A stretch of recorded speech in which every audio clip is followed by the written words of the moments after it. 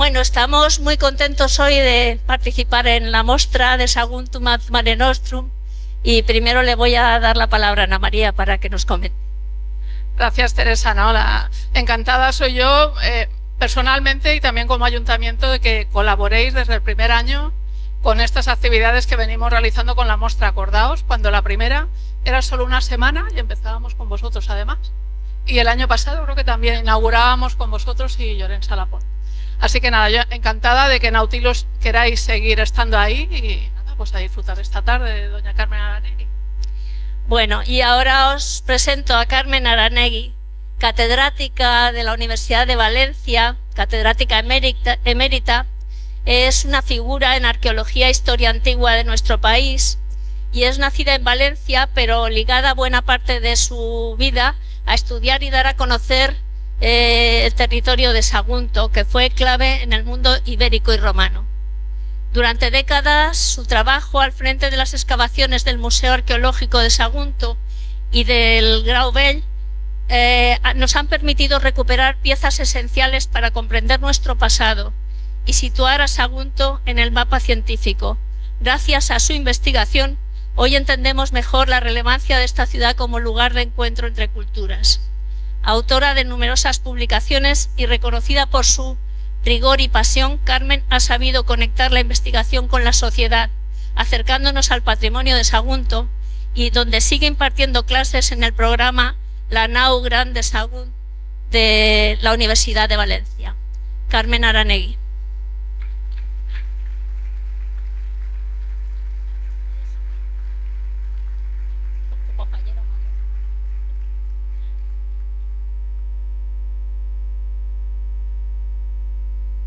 Bueno, es todo tuyo. Gracias.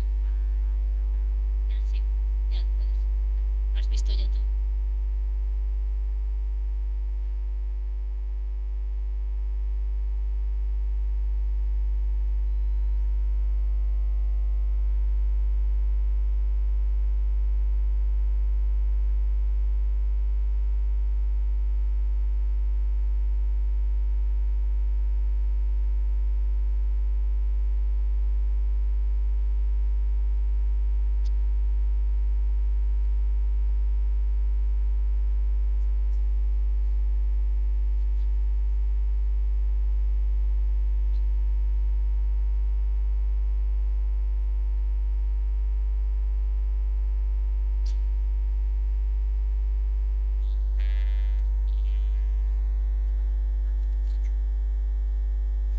Buenas tardes.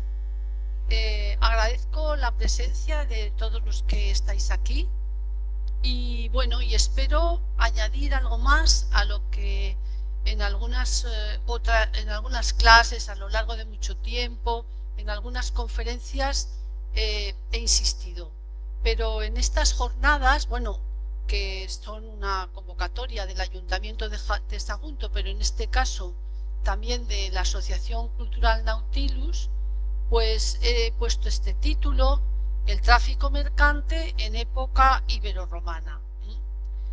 Y es porque yo quiero resaltar algo que ya sabéis y que ya hemos hablado muchas veces, y es que el tráfico mercante es un actor de el conocimiento de gentes distintas, el avance de ambas y el cambio cultural, pero no un cambio cultural impuesto, sino un cambio cultural natural y que tiene unos efectos en la historia mucho mayores que los efectos de las guerras y digamos, peripecias de tipo histórico, según la historia tradicional, que muchas veces cuenta solamente los movimientos y los enfrentamientos entre los pueblos. Bueno, el comercio marítimo es un comercio muy importante porque fue el gran motor de la navegación y también de las migraciones interculturales. Hay un comercio este comercio da lugar a que se mejore la industria naval, a que se mejore la técnica de la navegación, el conocimiento de los lugares, y el que nos afecta es un comercio que transcurre entre el Mediterráneo oriental, el Mediterráneo central y la zona del estrecho de Gibraltar. Las naves que se ven aquí ya van diciéndonos de qué se trata.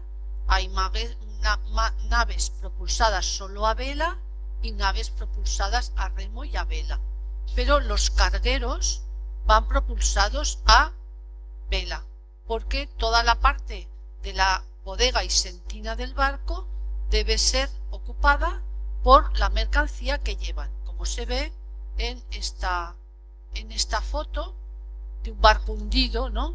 Pero que guarda en el fondo todas esas ánforas que por el hundimiento se han estropeado. Bien. Este tipo de empresas son unas empresas dirigidas, programadas, oficiales siempre, pues en la investigación actual se ha hecho una reflexión de una postura que se llama postcolonialista. ¿Qué quiere decir postcolonialista? Que antes vienen los fenicios y nos dan cultura, vienen los griegos y nos dan cultura, vienen los romanos y nos dan cultura. Y esto se ha demostrado que no es así. Las relaciones de conquista es una cosa y las relaciones de comercio son otra cosa. Y entonces hay que entender que las culturas van cambiando cuando hay una convergencia de dos culturas previas, cuando hay una interacción. Y eso es lo que hoy se entiende como esos cambios que llevan a que verdaderamente una ciudad como es Sagunto, como fue Arce, abierta al mar, vaya incorporando elementos culturales, pero no exactamente como esos elementos existían en países extranjeros, sino intercalando en esos elementos tradiciones y costumbres propias. Es lo que se llama hibridación. Los puertos son una zona de hibridación, es decir, donde hay una negociación que junta a personas de distintos lugares y la población local tiene también una capacidad de elegir lo que ve que llega con el mundo del exterior. Y por lo tanto no hay una básica y una rotunda y directa transformación de las costumbres. Entonces es hoy así entendido que por colonización no se puede describir o no se puede entender un proceso o un cambio uniforme. No es lo mismo construir un templo en Atenas y construir un templo en Ampurias, ni construir un templo en Roma y construir un templo en Sagunto, porque en cada caso en Sagunto habrá algo que aporta la tradición local. Lo local tiene que estar ahí para que haya cambio cultural. Cuando hablamos de los piratas o cuando hablamos de los que han asaltado por mar, bien, han asaltado, han arruinado, han destrozado cuestiones, pero de su cultura no nos ha quedado nada. No tenemos nada de la cultura de los berberiscos. ¿Por qué? Porque eso no fue un trato comercial. Para que haya un trato comercial hay que entenderse, hay que dialogar con los presentes, con los que son del propio país. Y por otro lado, también hay que ir corrigiendo el hecho de que porque en una casa, en un cementerio, en una tumba, haya un objeto que proviene de otra parte, pongamos que haya un objeto que viene de la Grecia antigua o que viene de Sicilia o que viene de Marsella, entendamos que tiene ese objeto el mismo significado para el de la persona del país que lo ha recibido desde el extranjero o para el extranjero que lo creó. Eso hay una revisión. Cuando nosotros vemos esas cosas externas de otro país, exóticas, las podemos admirar, pueden servirnos para denotar que somos ricos o que tenemos buen gusto, pero evidentemente no las entendemos como los que nos han creado. O sea, que no hay una uniformidad ni unos resultados fijos. Hay siempre un trato de adecuación entre la cultura externa y la cultura interna. Nosotros vamos a ver por qué es importante Sagunto. Bueno, Sagunto tiene unas características muy interesantes a partir de su geomorfología. En la zona del Graubell, en la parte meridional del abanico aluvial del antiguo Udiva, hoy llamado Palancia. En la antigüedad el Palancia está en los textos y era el río Udiva. Esto quiere decir que ese abanico aluvial, dadas las corrientes dominantes que son norte-sur por ese tramo del litoral, configura dos cuestiones muy interesantes. Una es una costa formada por aportaciones pétreas, no es una playa, es una costa, digamos, rocosa. Y por otra parte, ese es un dato, y el otro es que en el entorno de esa costa se abre un espacio de marjal, la marjal dels Moros, ¿no? Y entonces eso quiere decir que hay una zona de aguada, porque la marjal está repleta de agua básicamente dulce, puede haber subidas y bajadas, etcétera, pero hay así, y puede ser útil para para que entren las naves y que por otro lado incluso pasen el invierno las naves. ¿Por qué todo esto? Por una parte porque en la antigüedad hay una estación para las navegaciones de alta mar, ¿no? Y esa zona, esa estación empieza en marzo y acaba en septiembre. Desde septiembre al próximo marzo las naves no emprenden largas travesías porque las circunstancias del mar tienen más tempestades. Entonces es por eso también que se convive, porque durante 6 meses o más están las personas que vienen con esas navegaciones conviviendo con las personas del lugar. Y en ese sentido, repito las dos ventajas que tiene Sagunto. La ventaja de tener una costa rocosa, que en la antigüedad tenía unos 4 metros y a veces un poco más de profundidad, y la circunstancia de tener un espacio de aguada y de ataque de naves que tienen que pasar el invierno. Si nos vamos más al sur, vamos a encontrar playas, costa arenosa, y vamos a encontrar sin duda la Albufera, que era mucho más grande de lo que es hoy.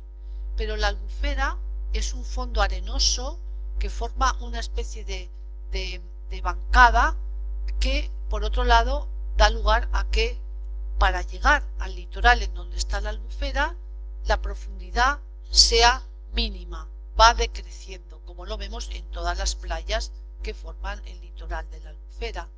Y entonces resulta que los barcos no pueden anclar, pero no pueden llegar a tierra. Y entonces hay que cargarlos y descargarlos con navíos más pequeños y haciendo una serie de, digamos, transporte de lo que es vaciar la carga de un barco, que es muy importante porque los cargueros a veces tenían 15 metros de eslora, y entonces, bueno, pues ese tipo de dificultad no existe en el Graubell. Por lo tanto, esto es algo muy importante. Incluso en la desembocadura del río Xúquer, por Cullera, no hay circunstancias tan buenas para este problema, para esta cuestión, como las hay en el Graubell.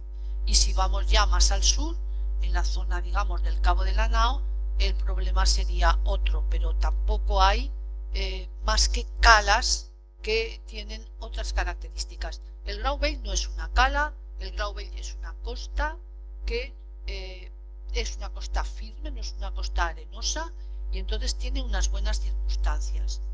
Cuando hicimos en tiempos ya de hace, yo que sé, de años,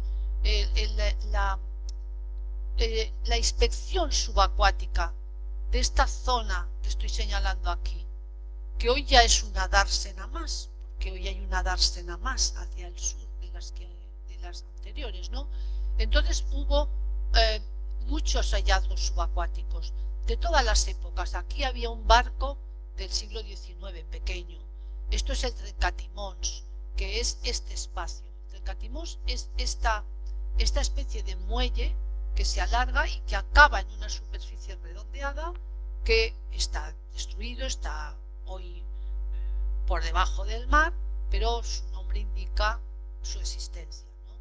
Y bueno, aquí encontramos todos estos restos, en parte porque cuando los navegantes tenían alguna avería en la nave, intentaban acercarse a puerto por ver si podían evitar el naufragio, pero a veces no lo conseguían, o a veces iban en barcos muy viejos y que ya no tenían muchas posibilidades de ser reparados, y entonces salían los tripulantes, intentaban sacar algo de la mercancía que llevaban, pero a veces dejaban que se hundiera el barco. A veces hemos encontrado debajo del mar cascos de barco, pero no estos que están cascos llenos de ánforas, que es lo que a los arqueólogos nos gusta más porque nos dan muchas más indicaciones.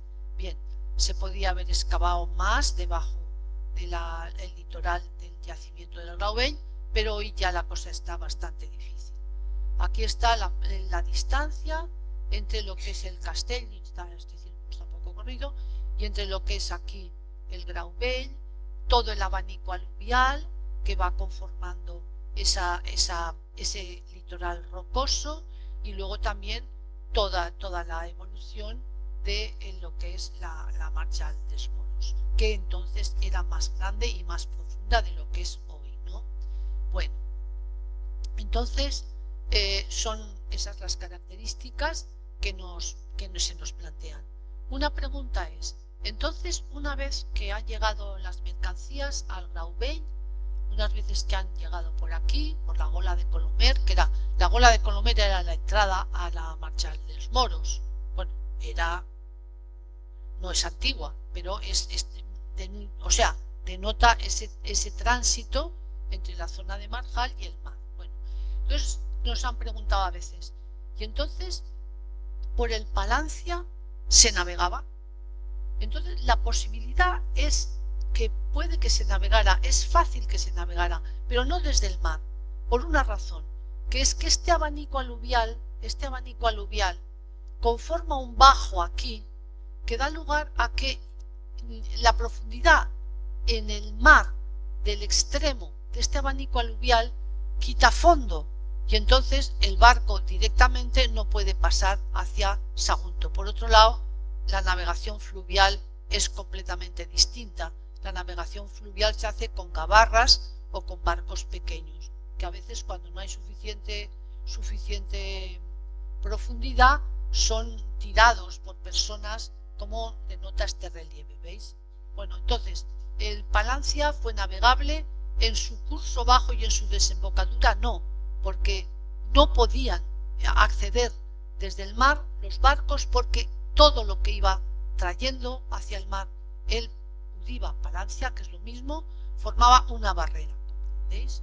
Bueno, pues entonces eso es así, pero Sagunto puede apoyar no solo en su topografía, en su geomorfología, las condiciones excepcionales que tiene como puerto, sino también en que es la ceca de monedas más antigua de España, más antigua de Iberia, que en un momento dado se adecua a un medio de intercambio que es el que están operando los países con los que entra en contacto, los griegos que descienden desde Ampurias, los púnicos que llegan desde Ibiza o a veces desde más lejos, las gentes que desde el estrecho de Gibraltar van remontando y a veces llegan también hacia la zona de la costa meridional, la costa narbonense, ¿no?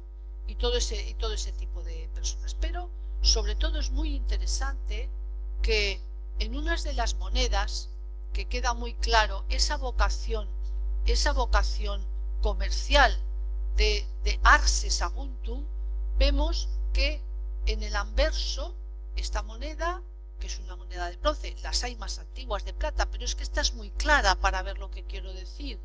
Entonces aquí pone Saguntini, o sea, de los saguntinos, y entonces y aquí una cabeza galeada que podemos entender como una personificación X, ¿no? De una persona en concreto o de un país, porque los países también se humanizan para representarse. Hay quien dice que es una cabeza de tipo romano y puede serlo, porque pone Saguntini en latín. Pero cuando nos vamos al reverso, ¿qué es lo que vemos? Vemos una proa de nave y una mención de arse en ibérico, ¿no? Y entonces, por otro lado, delante está este caduceo, que parece un contrasentido por lo que diré, porque el caduceo es el emblema de Mercurio, y Mercurio es el dios del comercio, ¿no? Y entonces, sin embargo, esta nave tan bonita, con esta proa, tiene el espolón de proa, y el espolón de proa es para barcos que van a embestir a otro enemigo y le van a causar un daño y lo van a hundir, ¿no? Pero por otro lado, también está aquí como un pequeño ángel que está coronando a la proa romana de un barco romano, ¿no? Que no es un barco mercante. Pero en fin, todo eso, por una parte, la lectura iconográfica nos da información, pero por otro lado, lo que nos da también una información muy importante es que verdaderamente, digamos que Sagunto entra, es la primera población que entra en el curso de el metal acuñado como medio de pagos de intercambio con otros que lo aceptan porque tiene el mismo peso y por lo tanto el mismo valor y porque lo reconocen, ¿no? Entonces eso es algo que está bien. ¿Cuándo ocurre esto? ¿Esto cuándo ocurre? Porque monedas hay más antiguas, pero con el nombre de Arse por un lado y Sagunto por otro lado no hay antes de una fecha como el 150 antes de nuestra era o cosa así. El 150 antes de nuestra era es cuando se puebla, se construye en lo que es la parte más oriental, digamos, del Castell. Es decir, básicamente la plaza de Armas, la plaza de Almenara, ¿no? Y estas otras también. Pero en fin, el teatro aún no existe, por supuesto, pero en un momento dado, y esto cambia muchísimo lo que los historiadores romanos dicen de Sagunto, la población de Arse que está en esta zona, pues reconstruye, consolida la parte de una vaguada que separaba esta parte de la cima de esta parte de la cima de una manera violenta. Aparecen esos muros de contrafuerte que todos vemos cuando subimos al Castell, y que son una obra muy importante, y entonces vemos que lo que ha ocurrido es que aquí se ha instalado una población latina no antes del 150 y latina con toda seguridad por razones que lo veremos. Bien, a ver esto.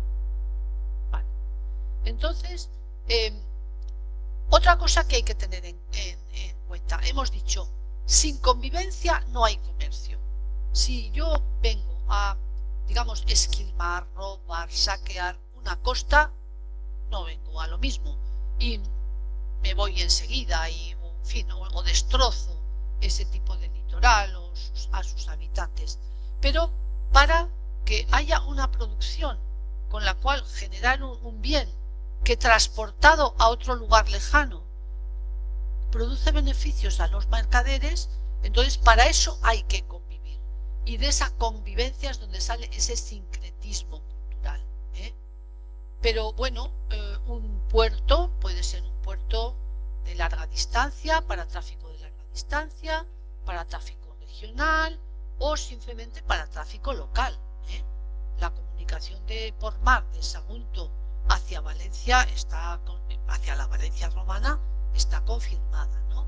Bueno, entonces nosotros lo que podemos afirmar es por todos los hallazgos y por todos los textos también que el Graubein, puerto de Sagunto, recibió un tráfico de larga distancia, no solo, pero principalmente un tráfico de larga distancia.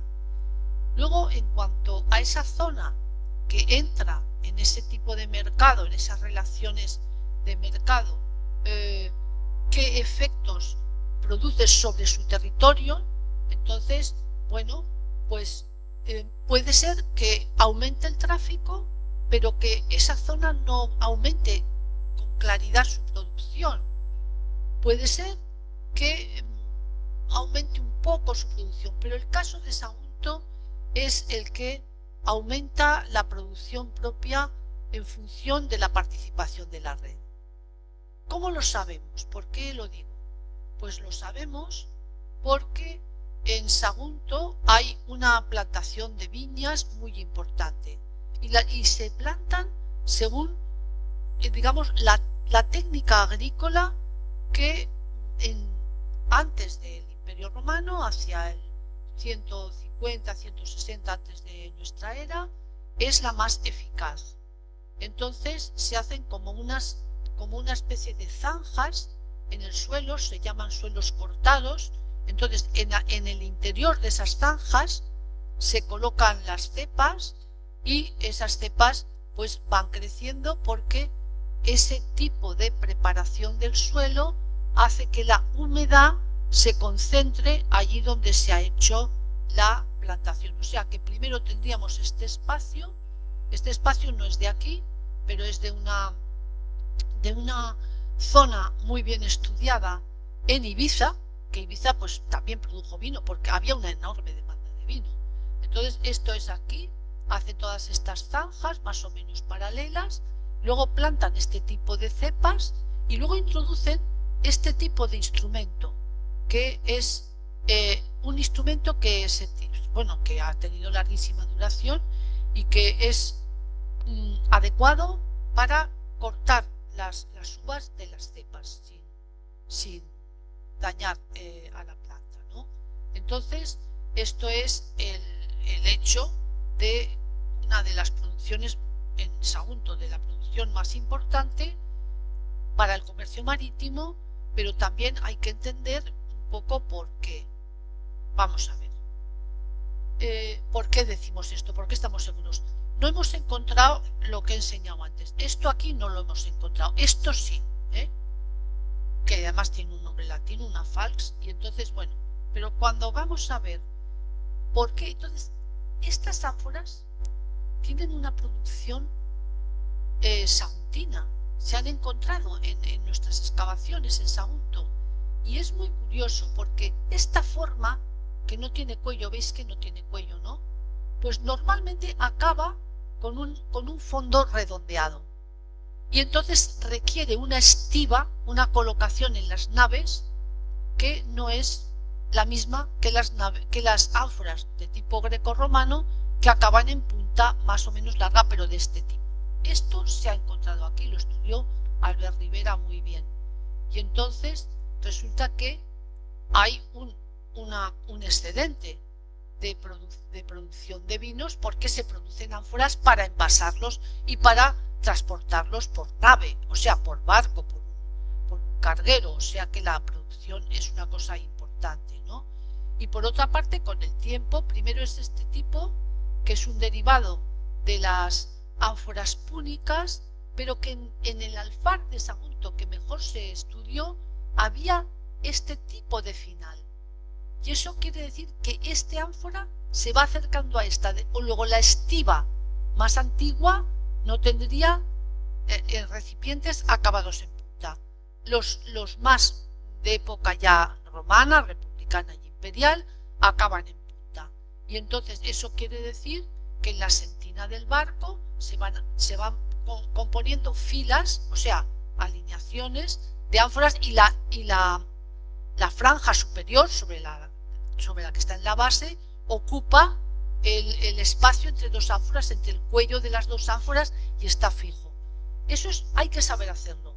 Si no se hace bien, el barco puede naufragar con bastante facilidad, porque cualquier golpe de mar que pudiera dar lugar a que ese montaje se deshiciera con rotura de los envases, daría lugar a que el líquido que contienen empezase a, digamos, movilizar la base del barco, y un barco siempre tiene el mástil, que tiene que tener con la quilla del barco una proporcionalidad que permita la seguridad de la navegación, aunque haya movimiento de mar, que siempre lo hay, ¿no?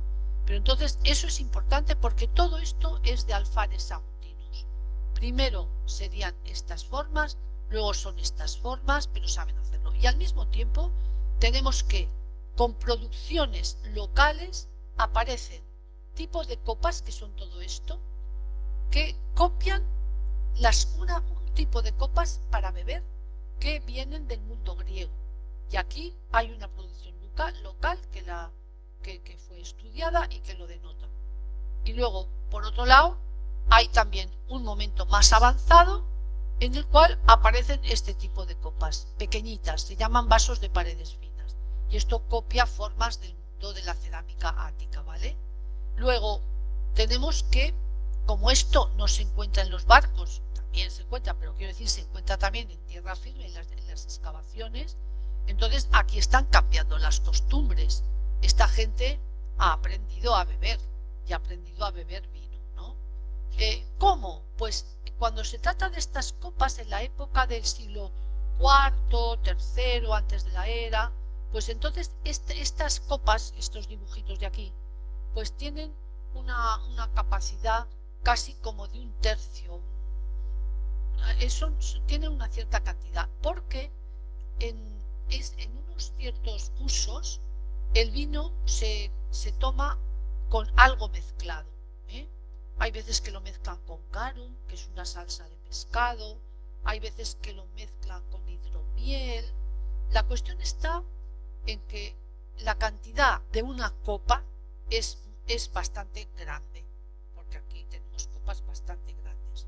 Cuando pasamos aquí estas más pequeñitas, ahí ya no mezclan nada, ahí es vino, son pequeñitas, pero ahí el trago es sin mezclas, ¿no? ¿Y por qué este tipo de adopción del vino?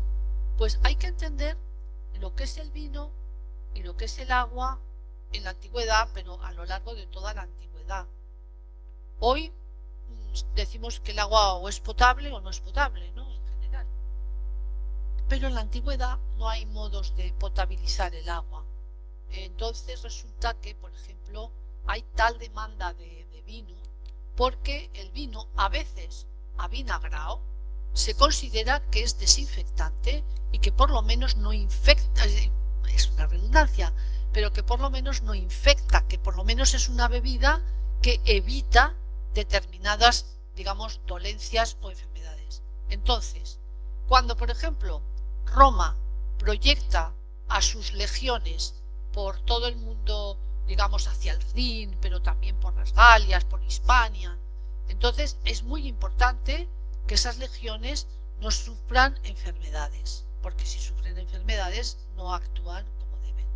Y para esto se considera indispensable que beban casi medio litro de estos vinos al día, ¿eh?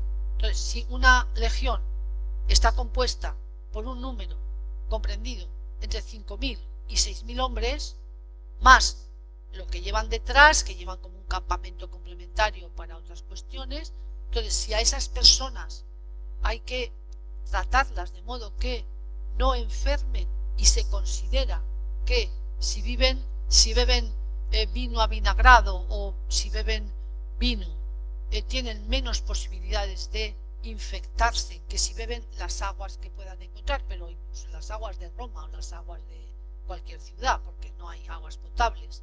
Entonces resulta que hace falta mucho vino, ¿eh? Hace falta mucho vino porque se le atribuyen propiedades de salud y propiedades curativas al vino, ¿no?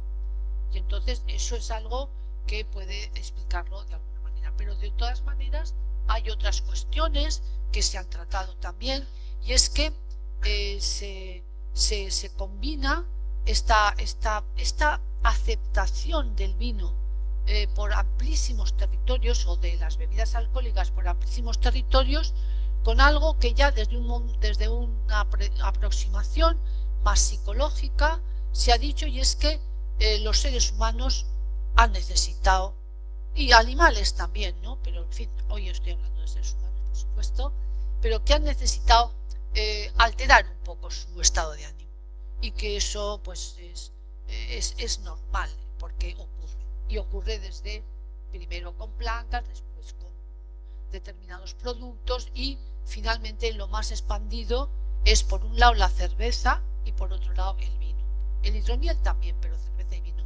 Y también está aquella, cuando hablo de ese vino que quita la sed y que desinfecta y tal, se recordará el hecho de la pasión, cuando a Cristo en la cruz, un soldado bueno, ¿no?, le da un paño que está impregnado en posca. Posca es un vino avinagrado, es decir, una cosa refrescante, una cosa, eso se ha estudiado en la historia.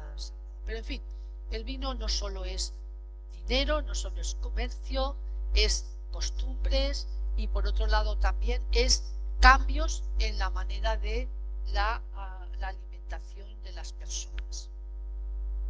Bien, estos formas que he presentado pues se hacen en hornos locales, es que se hacen en Sagunto o en las proximidades de Sagunto o en el territorio saguntino.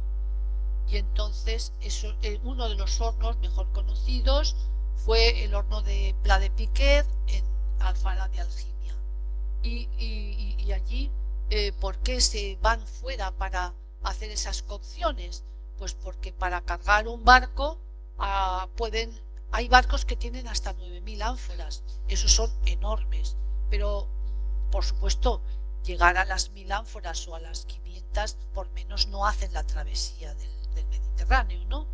Y entonces son conscientes de que la cocción continuada de un horno que se carga y se descarga todo el tiempo, entonces contamina la atmósfera de una ciudad y por lo tanto hay hornos que están en el campo, que están fuera de la ciudad para evitar la contaminación. Bien, aquí vemos por fin en un bonito dibujo de Jean-Marie Gassin cómo se estiva, ¿no? Esto es el corte de un carguero y entonces ahí está explicando cómo se colocan estas ánforas, que entre ellas había una ánfora saguntina de vino. Esto es un dibujo que explica la excavación de una nave hundida en la zona de Marsella, que fue muy bien estudiada y que esta es la que llevaba 9.000 ánforas, se rescataron, ¿eh? O sea, esta nave se llama la Madrague de Jean porque apareció en la Madrague de Jean, que es un punto, ¿no?, de la costa de Marsella. Pero en fin, aquí se ve muy bien ese bonito dibujo y explicamos cómo se transporta el vino y ya he dicho algunas de las razones de por qué. En segundo lugar, no hay que olvidar, que a veces se olvida, que Sagunto fue también un centro, Arce Sagunto, un buen centro productor de textiles. Principalmente parece ser que es de lana, pero tiene en los textos de los autores clásicos fama que la lana que se producía en la Tarraconense y en Sagunto estaba tejida muy prieta y con un hilo de lana un poco más grueso y que entonces se tenía como un tejido impermeable, es decir, que le costaba ser, digamos, que el agua pasara desde el exterior hasta el interior del tejido. Bueno, eso es lo que se dice, pero que los tejidos fueron importantes no cabe la menor duda, y entre otras cosas que entran dentro de un comercio, pues también lo justifica el hecho de que, como las ánforas, los pesos de telar, es decir, este tipo de instrumentos, que son este tipo de instrumentos, ¿no? Esto es un dibujo, esto es una foto montada y estos son piezas originales, en buena medida están marcadas, o sea que el que hace el negocio de tejer tiene el negocio de montar los telares y por lo tanto no es simplemente algo doméstico, familiar y tal, sino que es algo para tener un excedente de producción que sale al comercio. Este es muy bonito. Entonces, ¿qué es Sagunto? Sagunto es un emporio. ¿Y qué quiere decir emporio? Quiere decir mercado. Y hay una carta comercial que se encontró en Ampurias que dice lo siguiente. Hay trozos que faltan. La carta es esta y está escrita en griego, pero hay trozos que están dañados, ¿no? Pero dice cosas muy bonitas como esta. De forma que estés en Saiganza. Sí, con los emporitanos, pero no con los de fuera. pero no menos de 20, y vino no menos de 10, que lo ha comprado el saiganceo Vásped. Los lingüistas dicen que Vásped es un nombre ibérico. Pues si ellos lo dicen, está claro. Y aquí dice, un barco adecuado para la navegación costera, incluso hasta, que no sé lo que pone, qué es lo que hay que hacer. Y pide a Vásped que te remolque, o sea que es un remolcador. Preguntar si hay alguien para remolcar hasta, no se sabe dónde, el nuestro, para remolcar hasta tal punto en nuestro barco. Y si hubiese dos, que los envía a los dos, pero que el responsable sea él. O sea que ahí hay un remolcador que es muy bien informado, ¿no? Y si él mismo quisiera, que vaya a medias, pero si no está de acuerdo, que y que me comunique por carta cuánto, están hablando de los precios, lo más pronto que pueda. Esas son mis instrucciones salud, ¿vale? O sea, una carta escrita en griego, que nombra dos cosas. Saiganza es Sagunto. Yo no estoy segura para nada. Esta carta está fechada por donde apareció en Ampurias en el siglo V antes de nuestra era, ¿vale? Pero ahí está. Sea Saiganza, Sagunto o no, es complicado, porque en el siglo V Sagunto se llamaba Arse, y lo que dicen que se llamaba de otra manera y que vinieron los de la isla de Zakynthos es lo que le interesa a Roma para justificar que cuando rompe las hostilidades y tiene lugar el inicio de la Segunda Guerra Púnica, ha actuado según la justicia, y eso no es verdad. Ha actuado porque los Escipiones y los Barca quieren medirse sobre quién va a ser el dueño del Mediterráneo, y por lo tanto, como Aníbal en sus expediciones, para ir a atacar por tierra Italia, ya lo comprendéis, ¿no? ¿Por qué? Pues porque con la pérdida de los lugares púnicos que tenía en Sicilia, ha perdido también muchísimas naves. No puede competir por mar con Roma. Y entonces hace un recorrido increíble, tan grande como el que hizo Alejandro Magno cuando quiso conquistar la India, porque es así, por el Khyber Pass, ¿no? Allí por Pakistán hoy, pero que entonces bajaba hacia la India. Bueno, pues digamos que verdaderamente ese tipo de recorrido no es algo que esté constatado. Si encontramos materiales ibéricos, materiales locales, inscripciones en ibérico y todo ese tipo de cuestión, ¿dónde están esos de la isla de Zante o de Zakynthos, como queréis llamarlo, que están viviendo en Sagunto, que dan nombre a Sagunto? Eso es algo que no se encuentra, y por lo tanto yo muestro lo que hay. Aquí en el siglo V antes de la era hay un lugar, porque eso es un lugar, que se llama Saiganza, que es conocido en Ampurias. Vale, muy bien.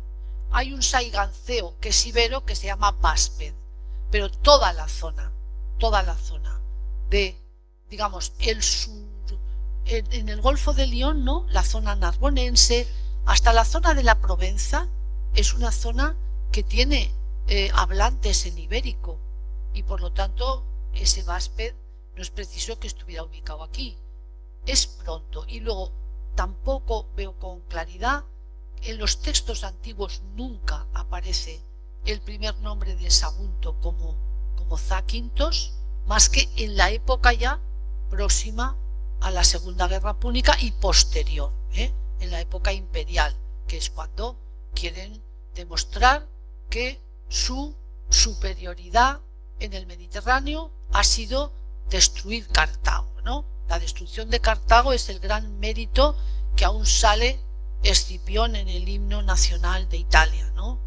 El municipio se chinta la testa, bla, bla, bla. Bueno, total, este tipo de cosas, ¿no?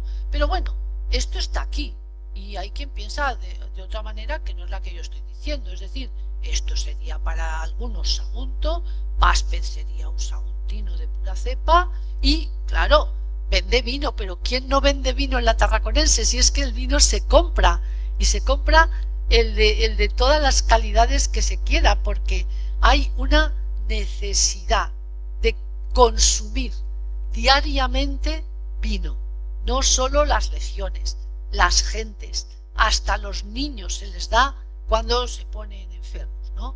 Entonces en ese se le da poquito, claro, van a matar, pero quiero decir que tener vino en casa es algo también, como recurriendo también yo creo que es el Nuevo Testamento, en fin, aquello de las bodas de Caná, ¿no?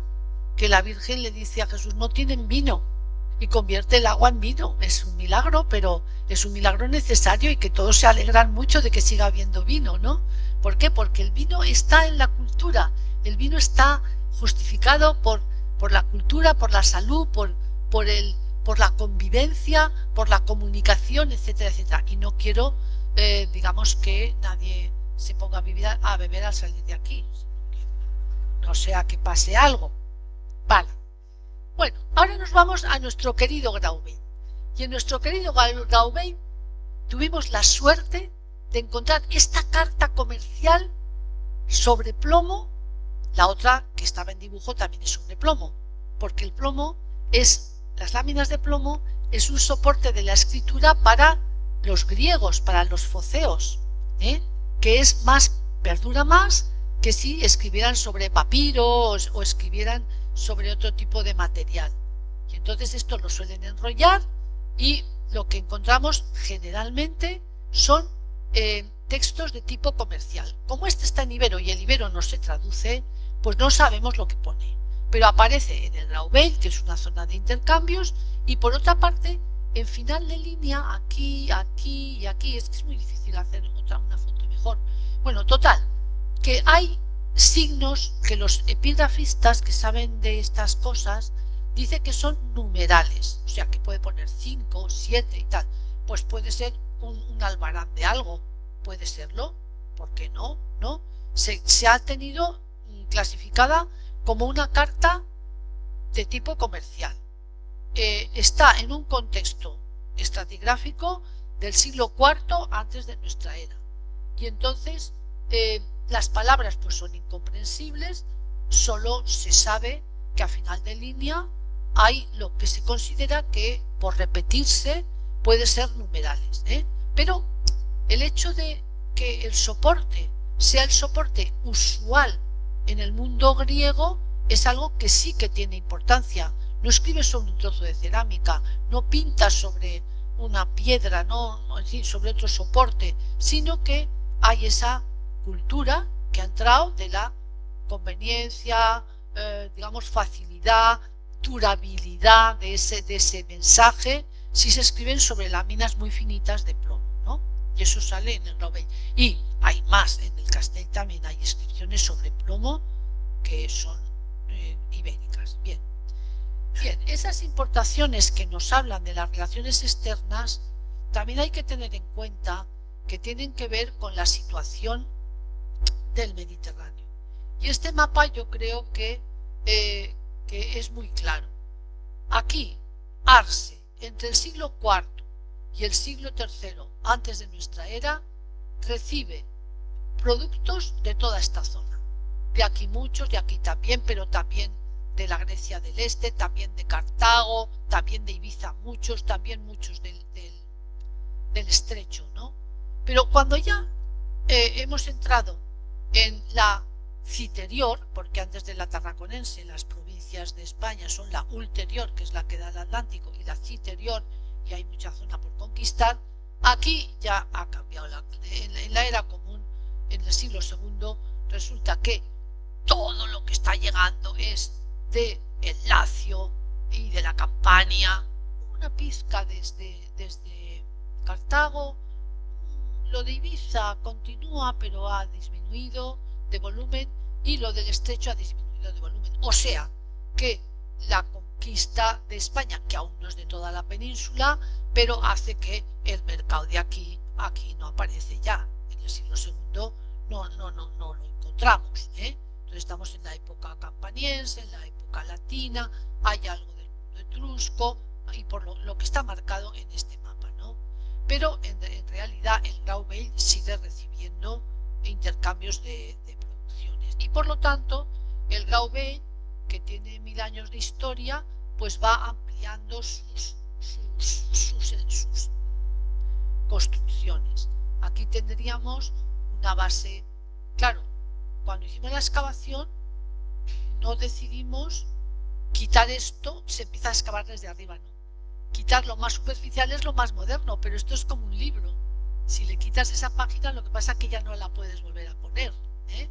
Con lo cual las superficies que van hacia las estratigrafías más profundas tienen menos elementos a la vista, porque si no hay que quitarlos de arriba, y los de arriba no es conveniente quitarlos. Pero todas estas plataformas, esta es de piedra del Monte Picayo, por eso está pintadita ahí en rojo, esta otra son chinas del río, o sea, más bien lo que aporta el río Palancia, pero que está haciendo un pavimento. Todo esto empieza a ser el gran muelle del Grauwald, pero luego en un momento dado construyen por encima una edificación. A mí me interesa mucho esta documentación, por esta pequeña construcción, que luego diré por qué me interesa, pero bueno, aquí tenemos el torreón también. Este torreón es muy interesante porque este torreón puede mandar señales de fuego hacia la plaza de armas, y cuando se ocupa la plaza de armas, tener un aviso o una señal que viene desde el puerto y que se ve desde la plaza de armas, para esos primeros latinos que se instalan en la plaza de armas es muy importante, ¿no? Porque tienen una comunicación de llegada de barcos, amigos o enemigos. Entonces esto sería ese torreón. Este torreón tiene un acceso en ángulo que viene por aquí, por fuera suben. Si tiene ese tipo de acceso, que luego no se ha conservado bien del todo, pero esto sí que está en rampa, y aquí otra rampa, eso quiere decir que por fuera tienen los medios fáciles para subir combustible a la planta más alta de este torreón, que podría tener, por ejemplo, 4 o 5 metros de altura, o no sé cuántos tendría, pero los muros son muy sólidos.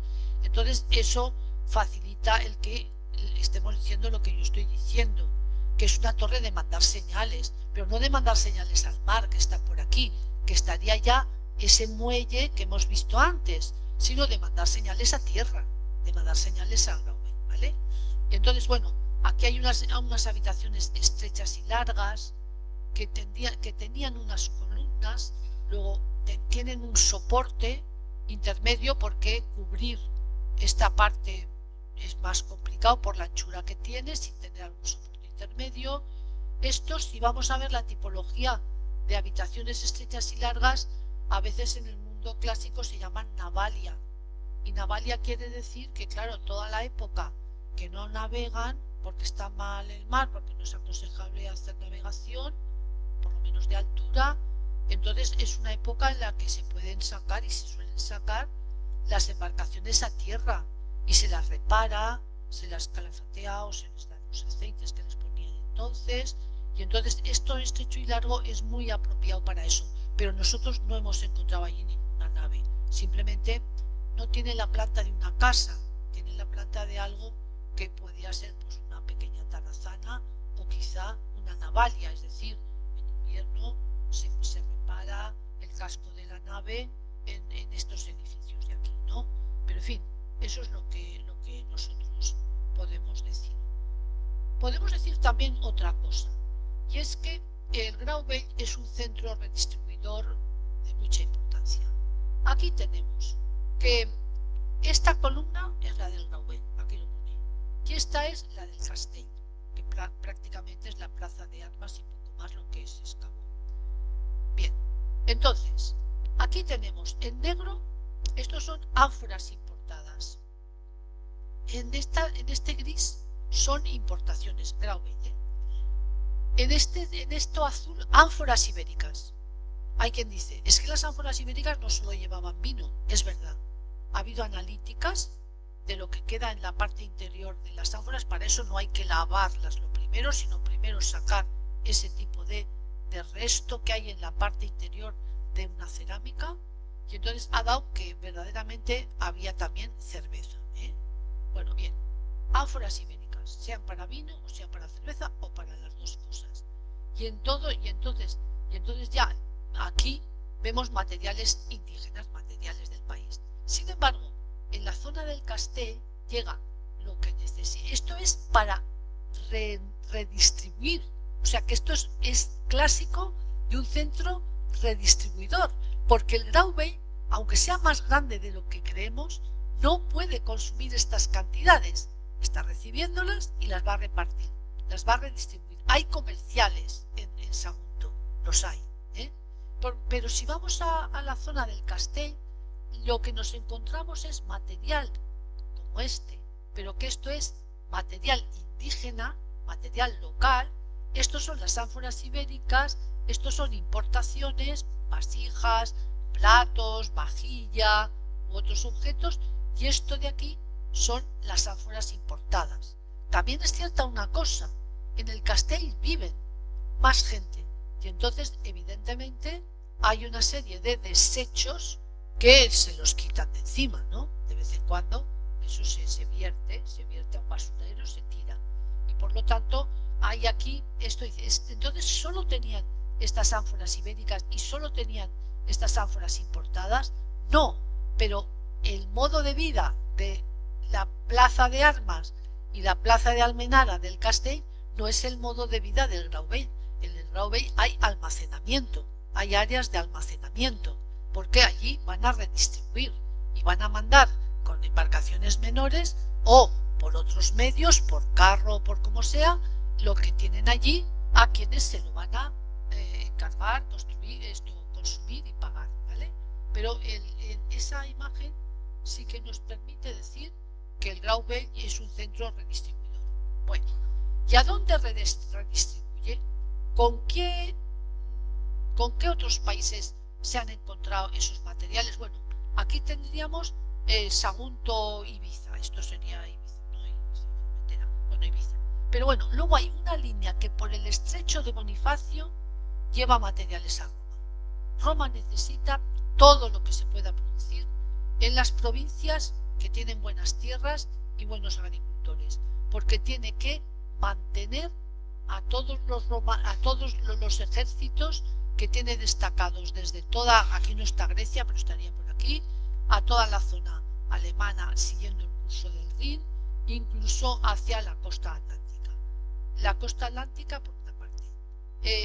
Sagunto envía algo por el estrecho de Gibraltar, porque nosotros hemos hecho excavaciones en Marruecos, en Lixus, que viene a estar al sur de Tánger, y nosotros hemos encontrado ánforas de fragmentos, no muchos, pero hemos encontrado algo de Sagunto. Y luego hay una redistribución que llega hacia la zona de Narbona y coge una vía que sale por aquí al Atlántico y llega hasta el sur de Inglaterra. Y en el sur de Inglaterra han aparecido algunas ánforas, no muchas, algunas ánforas sagundinas por las marcas que tienen y por la calidad de la cerámica, ¿vale?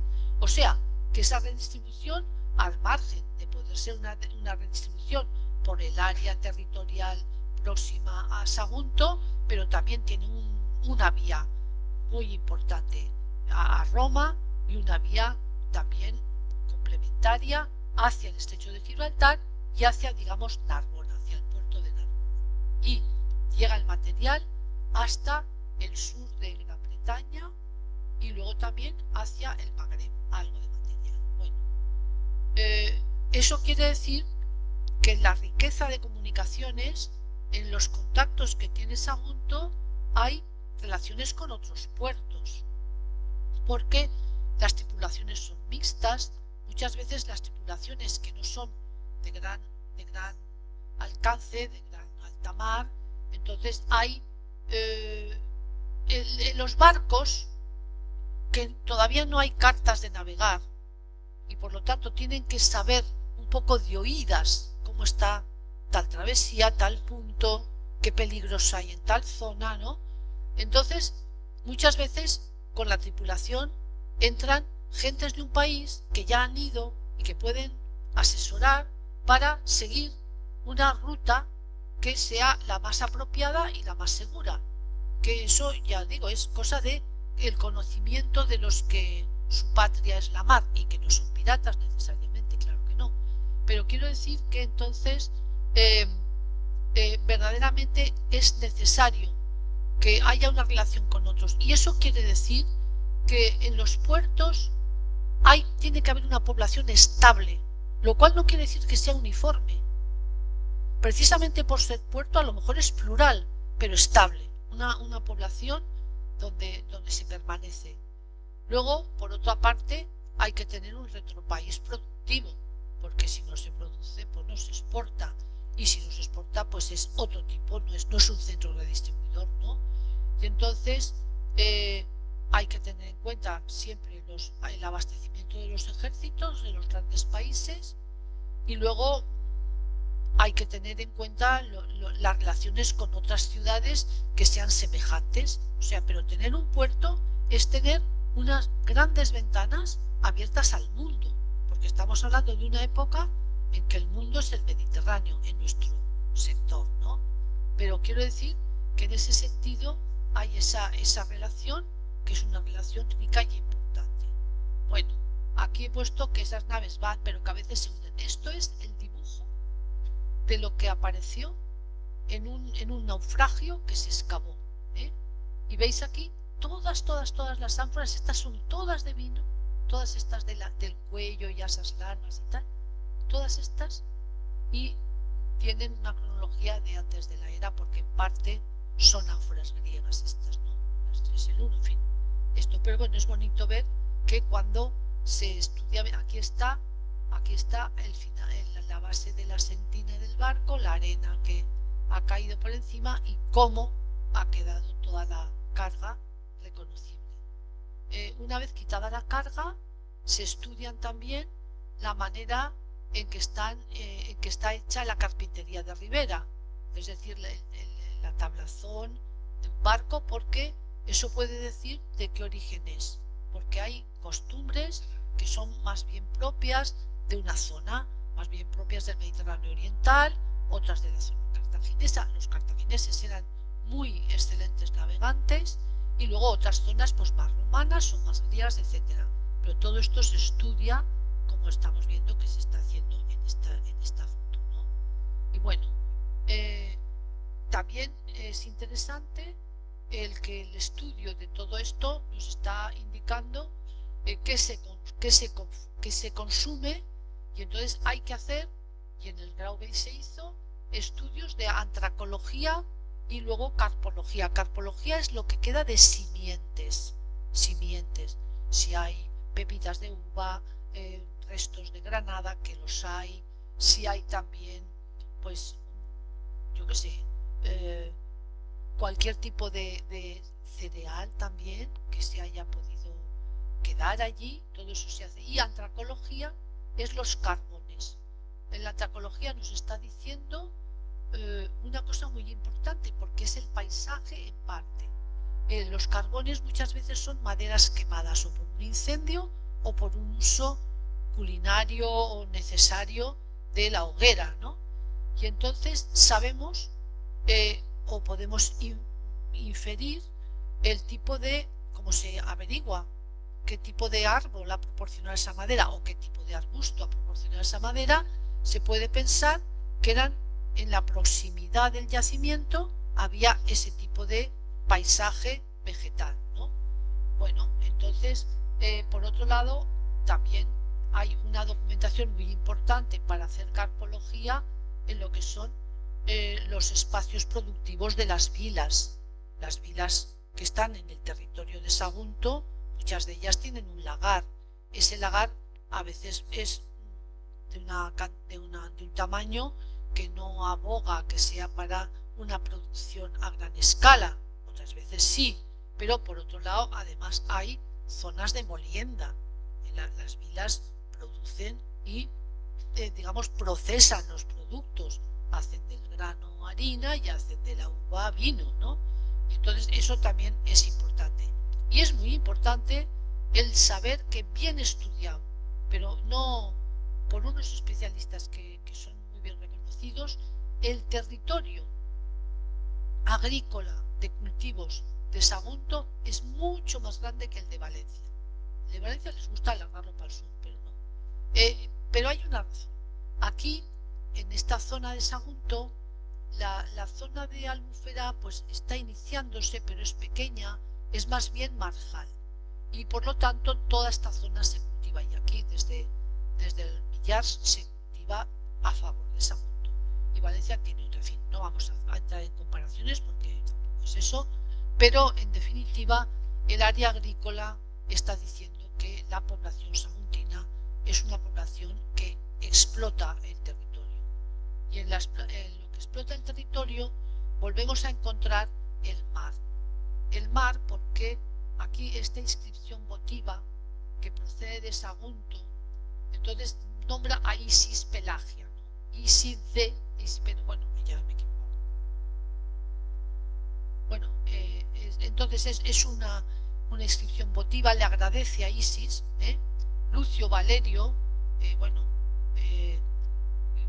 Valerio, y luego no se sabe si es Fisus o si es Filius de algo, porque está rota la inscripción, pero le dedica a Isis en dativo Pelagia, que es la Isis del mar, la diosa del mar, y luego dice para cumplir el voto de manera con ánimo libre, ¿no? Eso es de Sagunto. Aquí se conoce a Isis Pelagia, eso ha salido de Sagunto. Por otro lado, tenemos en la colección Cores, que es una colección que está en Madrid, pero que es de objetos que fueron hallados en Sagunto, una cabeza de Baco. Aquí tenemos otra cabeza de Baco. Dioniso en latín es Baco, ¿no? Aquí tenemos en el Puig esta figura que se dice que sí podría ser. Esto es un añadido, porque en la antigüedad no les tapan nada a nadie. Lo que es natural es natural. Y entonces resulta que, bueno, aquí hay oferentes con una inscripción en ibérico, estos de la montaña frontera, aquí es como una peanita de un plomito que están ahí en el museo, son así chiquitines, pero aquí hay uno siempre, ya viste, con el pallium, es decir, no es la toga, pero es el pallium, que es un manto de tipo romano, y lleva en la manita una copita, ¿no? Pero se coloca en una pequeña peana que tiene aquí un poquito de plomo, y que entonces la inscripción aquí pone un nombre común, probablemente, porque ya sabemos que no se introduce. Esta no es de Sagunto, esta es de Aldaya, y es una que se encontró entera. Este es Liber Pater.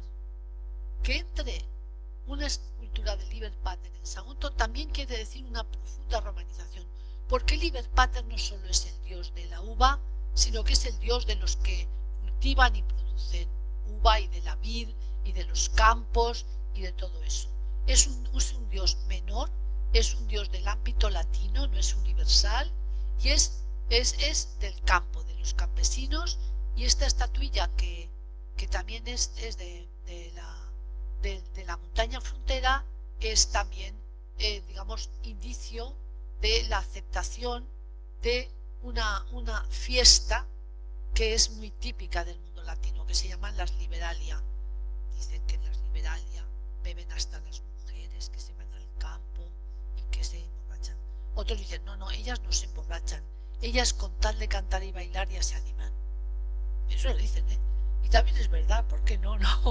Pero en definitiva no hay mujeres con una copa en la mano, sino que es las Liberalia y están ellas solas allí haciendo el indio.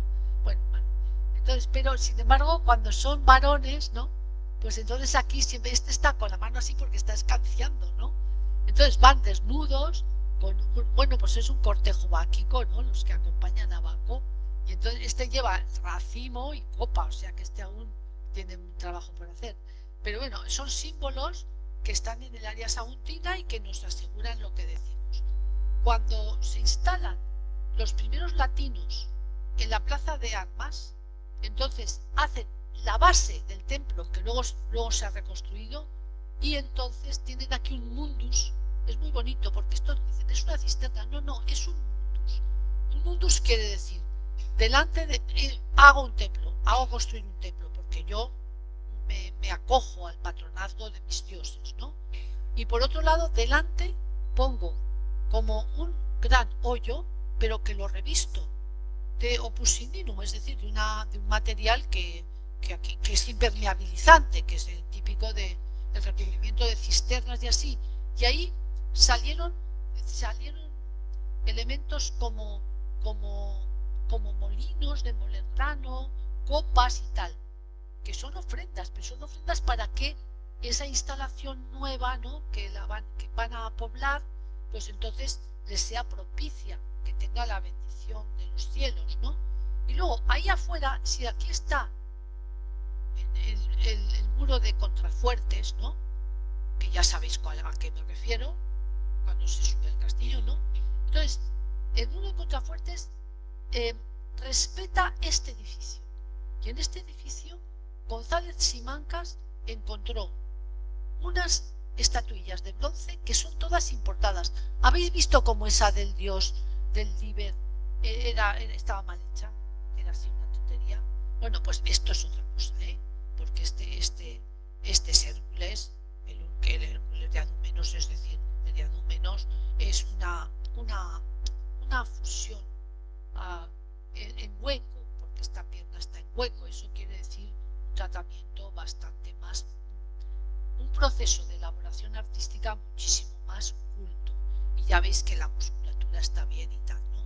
Entonces todas estas salen en este espacio, en el Sacelum. Si aquí se instalan unos latinos con todas sus tipologías, y aquí ponen una pequeña capilla, un pequeño ermitilla, ¿no? Porque es pequeña, pero en la cual ponen a un cortejo báquico como una casa, del cual forma parte Venus, porque esta es Venus, Venus forma parte, y entonces ponen este tipo de estatuillas, que las podéis ver, yo creo, todas ellas en el museo. Pues entonces estamos hablando que introducen toda una cultura que no solo es mercantil, es que es vital, porque se celebran las siembras, se celebran las siegas, se celebra la vinificación, se hacen 4 fiestas al año que corresponden a etapas del año en que se elabora el vino, ¿no? Y eso es para toda la sociedad. Eso la Domus Baevia lo celebra bien, ¿no? Porque algunas veces que he venido disfraza a las jóvenes con cestos con uva encima de la cabeza y todo eso. Bueno, aquí pues ya veis que no hay más que Venus y las mujeres no están, pero está bien que lo celebren. Por otro lado, esta ciudad, sin duda, pues conocéis este capitel que fue encontrado de antiguo, es un capitel jónico, pero que tiene como motivo una concha de mar. También hay un mosaico que se perdió, pero que no nos dieron a conocer en los libros antiguos, y en el cual está cuando Dioniso, cabalgando sobre una pantera, dice este mosaico que era una leyenda romana. Yo eso no sé si es verdad, pero eso está repetido. Dicen que sí, que fue Dioniso el que llevó a la India la vid. Yo no sé qué dirán en la India, pero bueno, en definitiva, en la misma casa, alguien le ha contado esta historia, o él se la cree, o le gusta ese motivo, como nos puede gustar, pues tener un mural que haga una leyenda, que represente una leyenda. Pero lo que tiene gracia también es que esto, que es una parte de una estructura constructiva, tiene un ancla y 2 delfines. O sea que ahí, y eso estaba en una casa de Sagunto, ¿no? Y sin embargo, esto lo ponen como del mismo lugar, y ahí tenemos inscripciones ibéricas. O sea que ahí o hay un grado de aculturación enorme, o esto es una melé, o algo así. Pero todas las piezas pueden ser originales. Entonces, aquí veis cómo hay todo como una parra, ¿no? Que tiene muchos racimos de uva, y veis cómo hay estos angelillos que son niños desnuditos con alas. En su nombre es Puti, aunque no, pero en fin, en definitiva, estos por esa falx que no rompe la viña pero que corta el racimo, veis que están vendimiando esto. pero la vendimia sale de unos jarrones que hay en cada esquina, ¿no? Los veis aquí, los jarrones, de ahí salen vides, vendimian Los Ángeles, niños, quién mejor, ¿no? Para la imaginación, y de ahí tiene que salir un vino pues buenísimo, ¿vale? Entonces todo eso es una incidencia que es importante. Y entonces, bueno, pues como si queréis ya vamos acabando, diríamos que lo primero, Saguntum para mí no es una fundación griega, pero me reservo por si alguien quiere argumentar de otro modo. Saguntum es algo más de un campo de batalla. Ya está bien de Aníbal, hay más cosas. Aquel, el pobre, se fue y al final también le destruyeron todo. En fin, la reconstrucción de después de la Segunda Guerra Púnica, que son los cuando dicen que Sagunto, claro, es lo mejor porque son amigos, porque son amigos porque eran originariamente una población griega y tal. Toda la historia de justificar la Segunda Guerra Púnica, bueno, pues lo que nos ha dado la arqueología es que si la Guerra Púnica Segunda, que es la de Aníbal, duró del 218 al 202 antes de nuestra era, la primera población latina que dicen y se reconstruyó Sagunto, ojo, se reconstruyó Sagunto hacia el 140, 150, 140 antes de nuestra era. Es decir, que pasaron ahí largos 50 años en donde nadie de los romanos pudo hacerlo. Y es normal, porque la Segunda Guerra Púnica arruinó a Roma. El denario, que es la moneda de plata, baja de peso después de la Segunda Guerra Púnica. Eso lo ha estudiado muy bien Mattingly. Y por otro lado, los ejércitos tienen que reponerse, porque ha sido durísimo poder, ya sabéis aquello de las batallas de Tesino, Trevia, Trasimeno y Canas, y luego ya Zama, que allí se quedó Roma muy disminuida, por lo cual la reconstrucción de Sagunto llegó cuando llegó, y llegó de la manera que habéis visto. Llegan unos latinos, ocupan un espacio contiguo al de los iberos, que eran los de Arce, más hacia el este, la plaza de armas y la plaza de Almenara, y entonces en definitiva eso va cambiando, y cuando Sagunto se convierte en un municipio de ciudadanos romanos, que no hay tantos, que hay ciudades peregrinas, ciudadanos, pero un municipio de ciudadanos romanos es algo muy alto en cuanto a la jurisdicción de la que gozan, Entonces esto es importante, pero en fin, digamos que es entonces cuando se hace el foro de la época de Augusto. Luego se hará una urbanización en Sagunto, que es una urbanización helenística, porque busca el que en cada terraza, como está en pendiente, haya un edificio que la presida. Empieza arriba la plaza de armas con el templo, y luego lo que había al lado del templo, que es la casa de los senadores, y el archivo, que es el secretario, ¿no?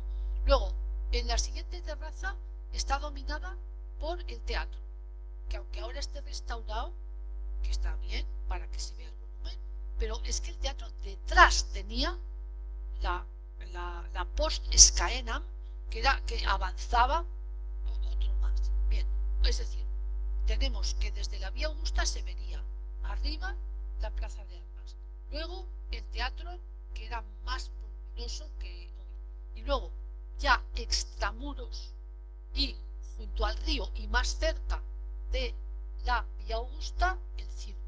O sea que un edificio de espectáculos, el foro no es de espectáculos, es administrativo, pero el teatro y el circo es lo que Roma quiso para la gente, lo que Roma quiso para la gente.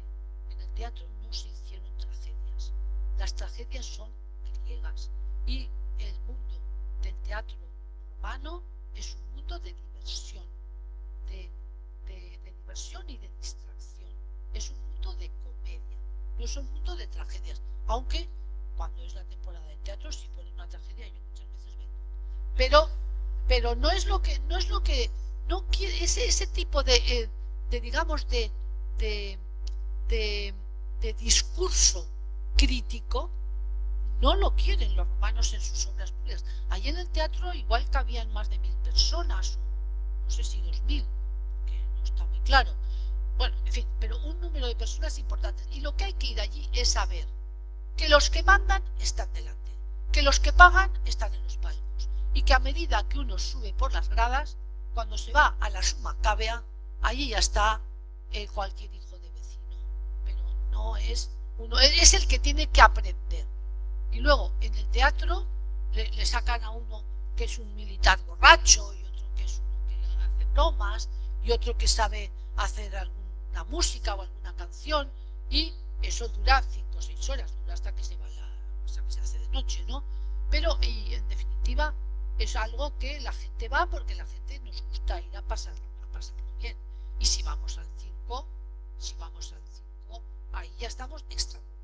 Ahí van los que tienen ganado de caballos a que se vea que sus caballos son los mejores, porque así los venden.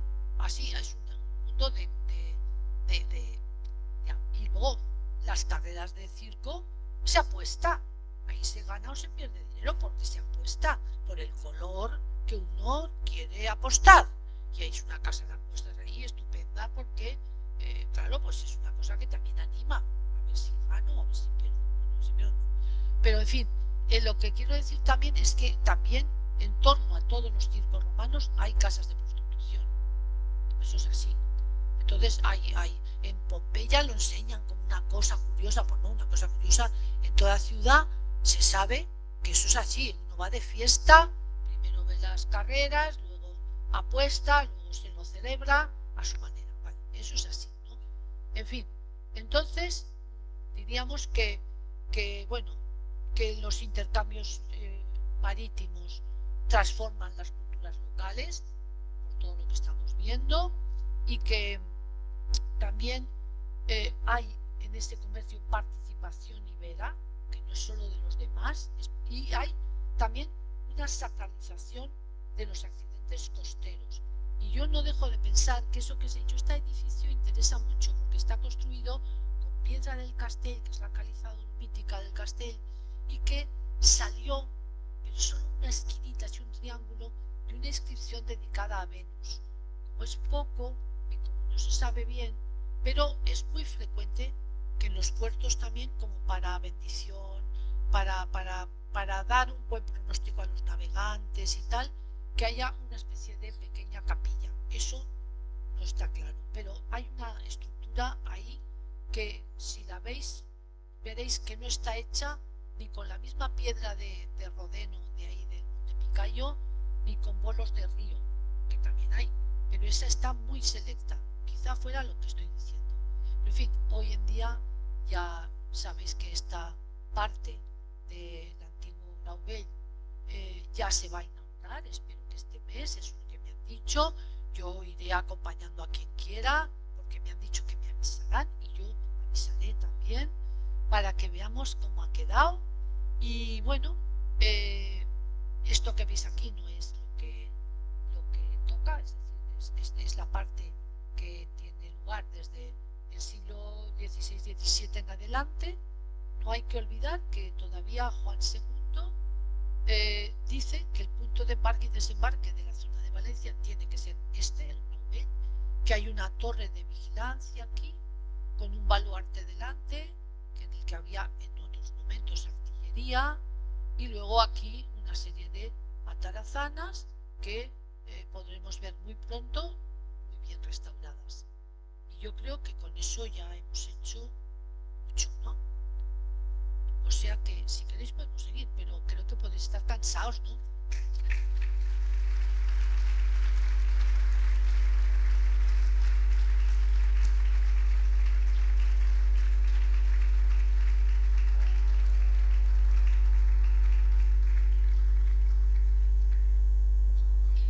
Si alguien no está muy cansado y quiere hacer alguna pregunta y que yo pueda responder, yo aquí estoy a disposición, ¿vale?, de alguien que quiera. Muchas gracias, Carmen. ¿Alguna pregunta que tengáis? Es que no veo porque la luz me da así totalmente en los ojos. ¿Es ahí uno se puede apagar? No. Vale, no pasa nada. Hola, buenas. Buenas. ¿Qué población podría haber tenido el Graubell en cuanto? No has comentado el tema de población, de naves, perdón, para almacenes y demás. Bueno, en realidad no lo sabemos, porque el Grauwell tiene una parte que era Grauwell y que está alterada por la disposición de la artillería de costa de un momento de la guerra, ¿no? Entonces, si han visitado o han paseado por allí, verán que la construcción de esas baterías de costa es potente, y eso era yacimiento, pero dejó de ser yacimiento porque no hay nada, es decir, porque se quitó la base de arqueología que había, las piedras que había, porque había que hacer ese tipo de construcción. Eso si vamos, digamos, inmediatamente hacia el norte. Luego, si vamos hacia el sur, ha habido una zona que también ha tenido cultivos, se han hecho caminos, se ha hecho todo ese tipo de cosas. Por lo cual, yo no sé qué espacio tendría el Grauwell en la antigüedad. Por lo que parece, es simplemente un espacio de cara al mar. Porque todo lo que luego ha sido cultivado, eso era Marjal dels Moros. Lo que pasa es que eso se desecó, se quitó, porque convino, por la siderúrgica, por otras razones, y entonces ahí queda alguna finca de propietarios modernos que hayan tenido una casa y quizá algún espacio para cultivar. Y luego, si nosotros miramos desde la literatura, hay un autor de la época de Felipe II que se llama Van den Bingaerde, es igual el nombre, pero que hizo, por orden de Felipe II, una descripción gráfica de muchas partes de España, y también sale Sagunto. Y si nosotros miramos la foto de Van den Bingaerde, se ve el castell, lo que sería bajar hacia lo que fue la Vía Augusta, y a partir de ahí agua. Y eso debía ser así, debía estar inundado, que la Marjal dels Moros debía ser más grande, porque cuando tuvo lugar la Guerra de la Independencia, Sagunto fue una plaza importante para conquistar Valencia, siempre lo ha sido, porque ha tenido una población en altura que es adecuada para eso. Pero entonces vino a Sagunto el mariscal Suchet, ¿no? Y entonces resulta que, en definitiva, también se hizo acompañar para que le trajeran el avituallamiento necesario y lo que necesitaba para seguir hasta llegar y conquistar Valencia por mar. Y también el dibujo que hay en un archivo de París es un dibujo en el cual entre el Grauwell y Sagunto había agua, y eso debía ser así, es decir, en donde había agua no había población. Entonces tenemos una franja relativamente estrecha entre lo que es el mar y lo que es la Marjal. Eso es lo que podemos decir.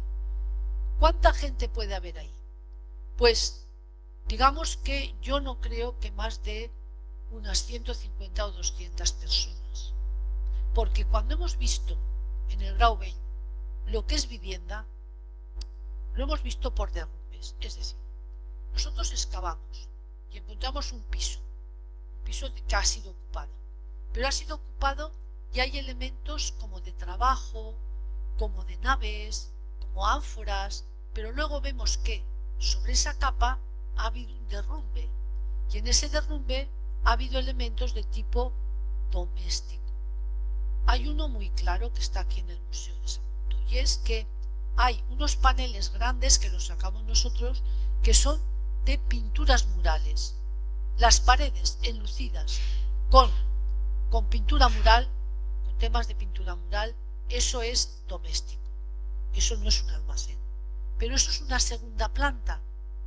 Una segunda planta que con el tiempo y todas esas cosas colapsó sobre la base, que era más sólida, y por lo tanto estamos hablando que es muy probable que fuera ese tipo de casas situadas en la parte alta de lo que es poco más o menos el Grauwell que conocemos, más grande de lo que hay, por lo que habría que añadirle el sector de las baterías de Costa. ¿Estamos?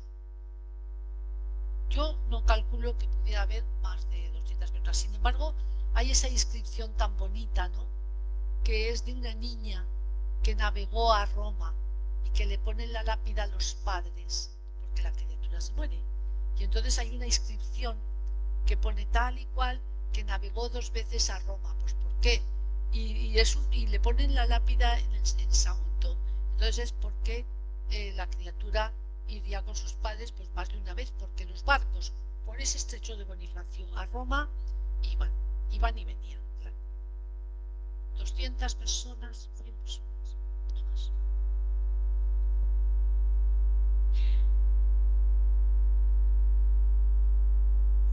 Carmen, yo, bueno, darte las gracias por todo lo que nos has explicado y nos has contado. Pero quería preguntarte, antes cuando has enseñado el plano del yacimiento, decías, ahí en la esquinita derecha apareció una pequeña construcción que has dicho, luego ya os contaré de esto. Esa es la que ¿Es de Venus? que podría ser digamos, una ermita religiosa.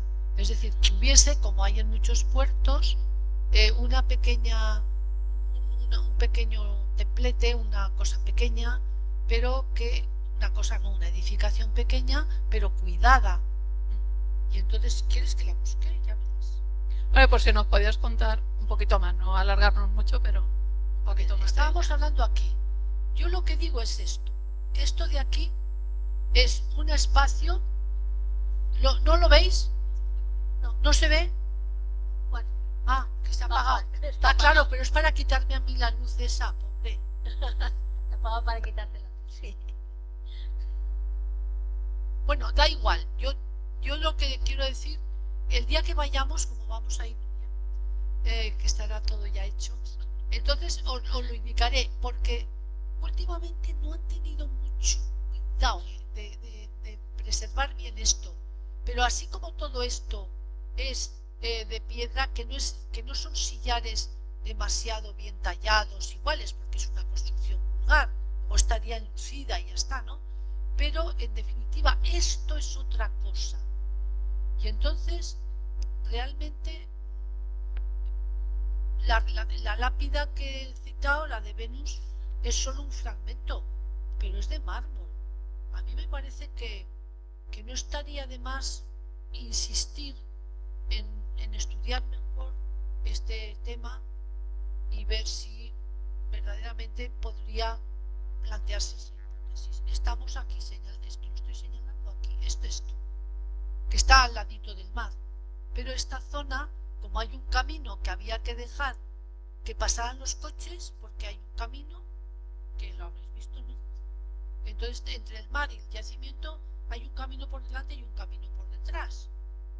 Ahora, yo creo que en la casa de detrás no vive nadie. En la época que excavábamos vivía una mala gente. Había un tráfico de drogas así. Y venían gente con caballos bonitos y nosotros allí mirábamos y decíamos, no miréis, no sea que nos zumben. Ahí había de todo.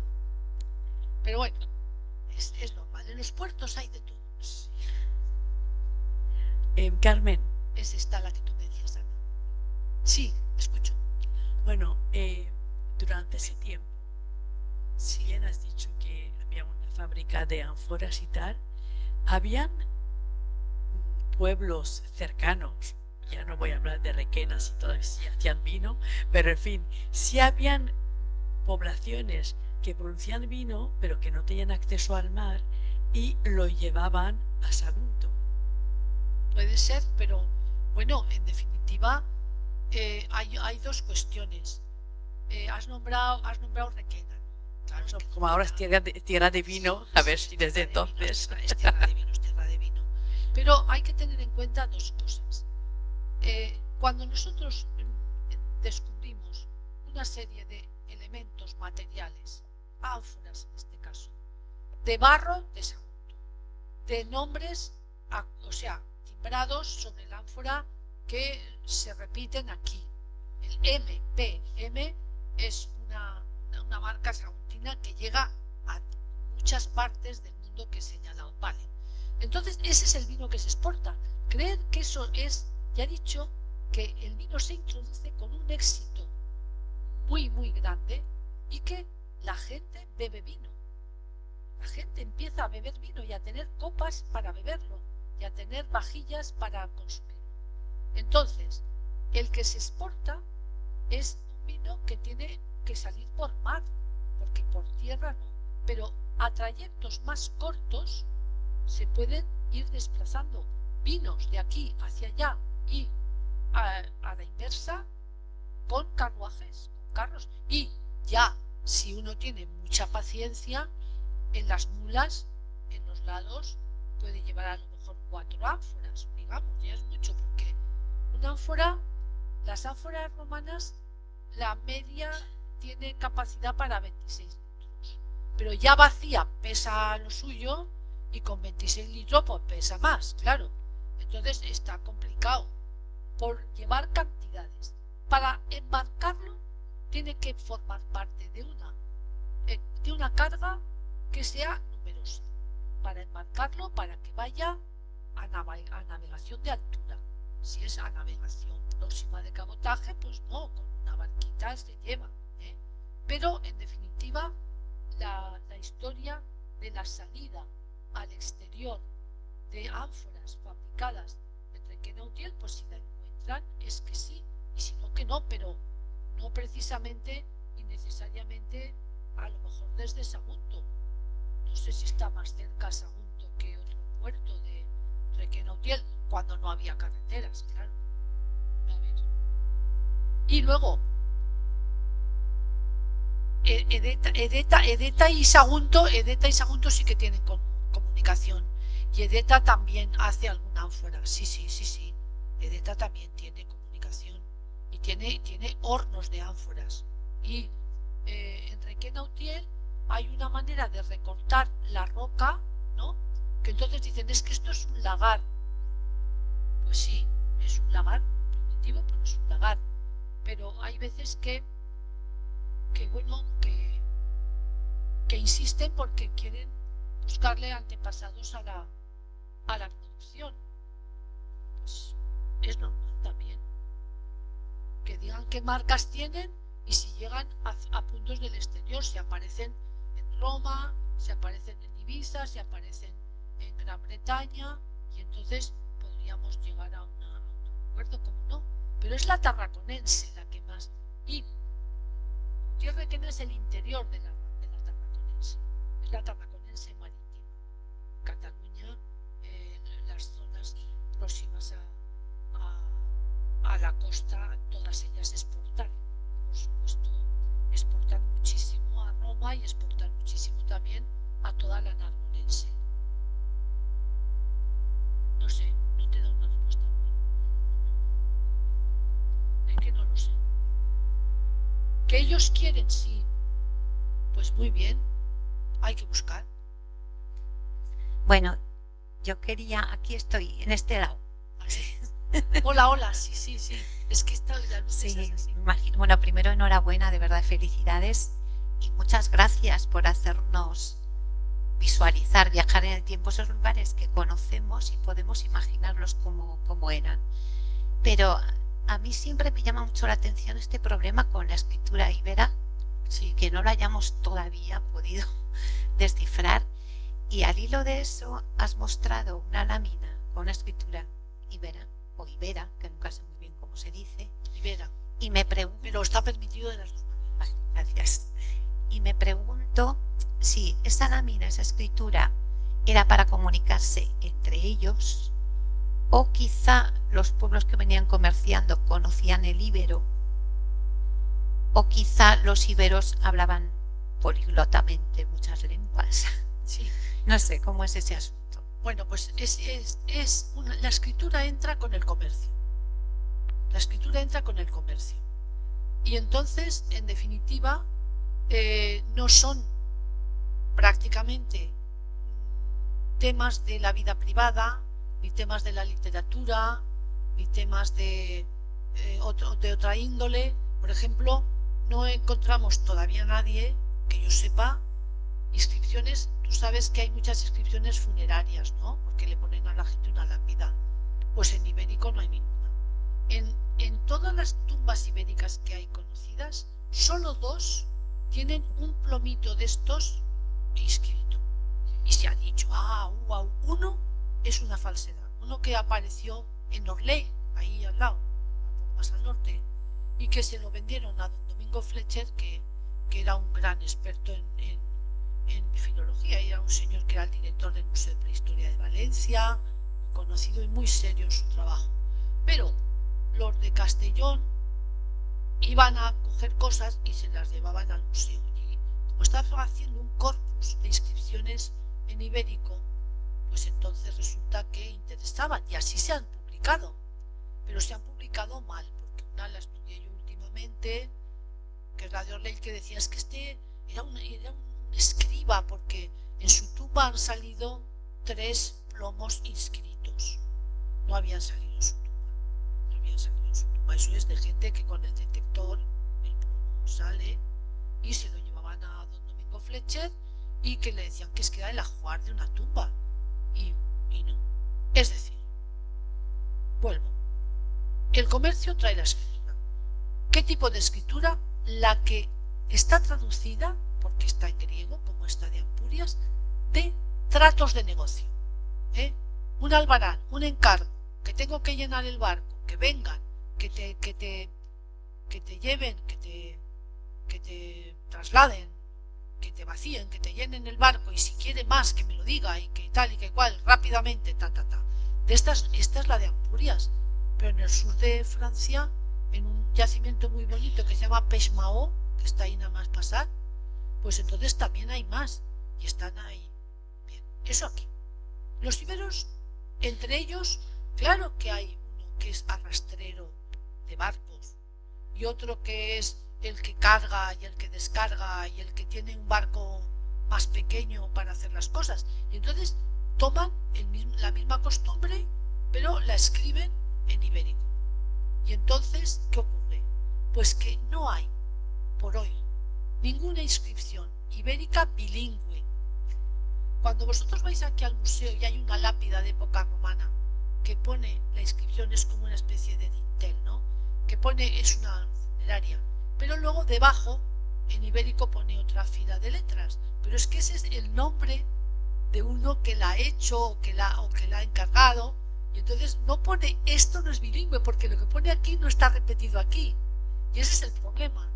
Es una lengua pre-indoeuropea. Esas lenguas desaparecieron.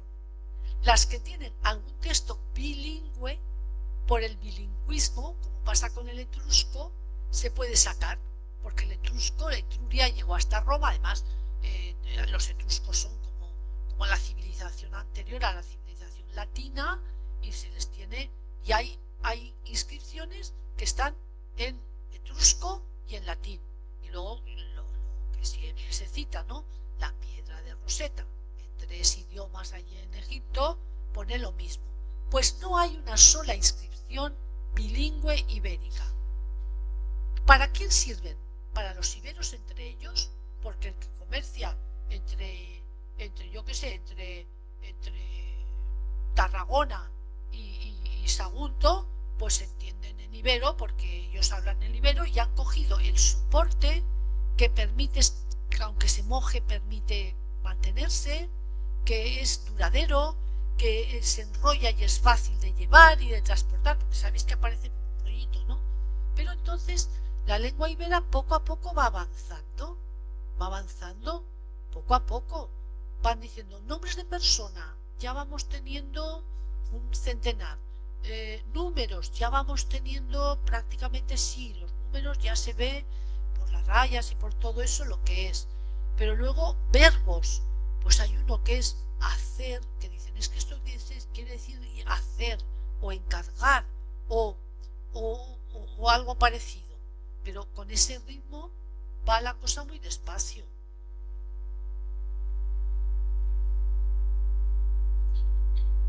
¿Y por qué lo leemos? Que esa es la pregunta.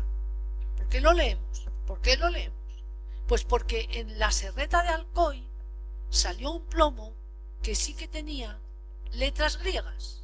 Y todos, un plomo griego ahí en la Serreta, en un monte, Y entonces se lo llevaron a López Moreno, a Gómez Moreno. Y entonces aquel dice, pero si es que las palabras que salen de la lectura de las letras griegas no sabemos lo que quieren decir porque es que no existen en griego. Entonces ahí era un escriba que sabía el griego, pero que hablaba ibero. Entonces escribe bla, bla, bla, bla, bla, pero la letra dice, sí, esta es la pi, esta es la ro, esta es la sigma, pero luego salen unas palabras que nadie sabe qué son, porque son iberas, ¿sabes? Pero por eso se lee, por el plomo de Alcoy. Sí que están ellos muy contentos y tienen mucha razón para estar. Sí, Carmen, buenas tardes. Primero darle las gracias por su magnífica exposición tan pedagógica.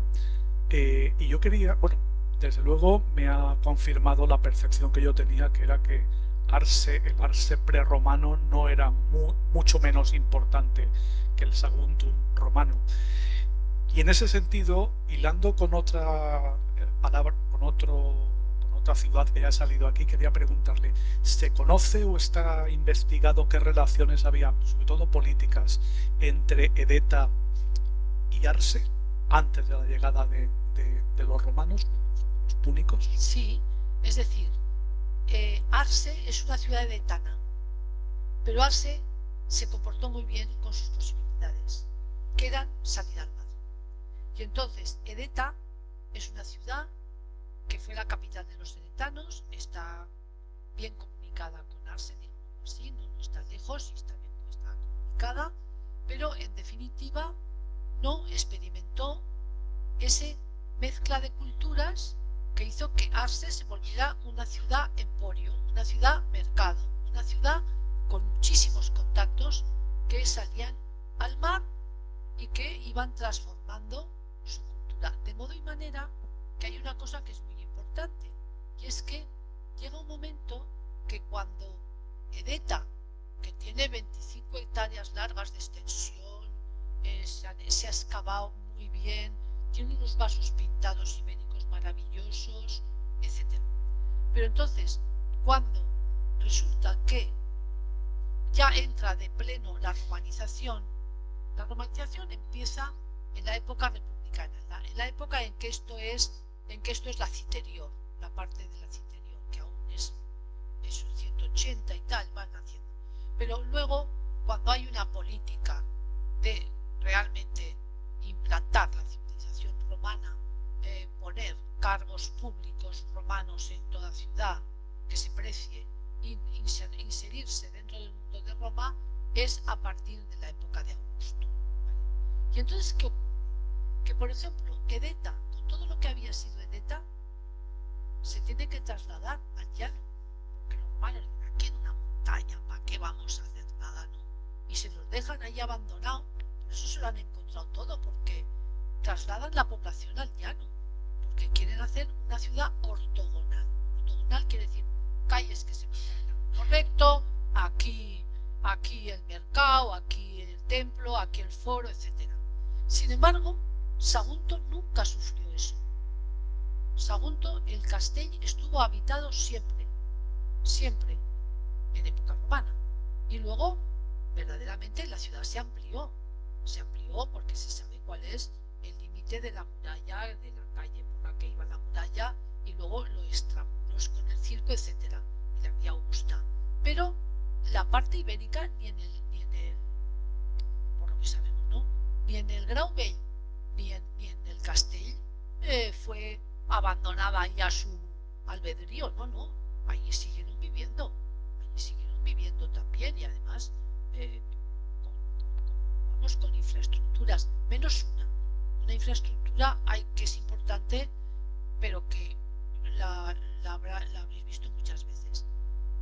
Sagunto tiene un acueducto que trae agua a la ciudad, pero ese acueducto que viene del Palancia, y entra por donde se llaman las alturas de Aníbal, poco más o menos por allí, pero llega a la ciudad, digamos que al nivel próximo a donde está la judería.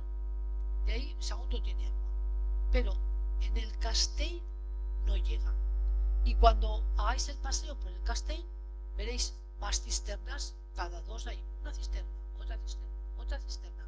¿Os habéis dado cuenta alguna vez? Está lleno de cisternas porque allí no había agua potable.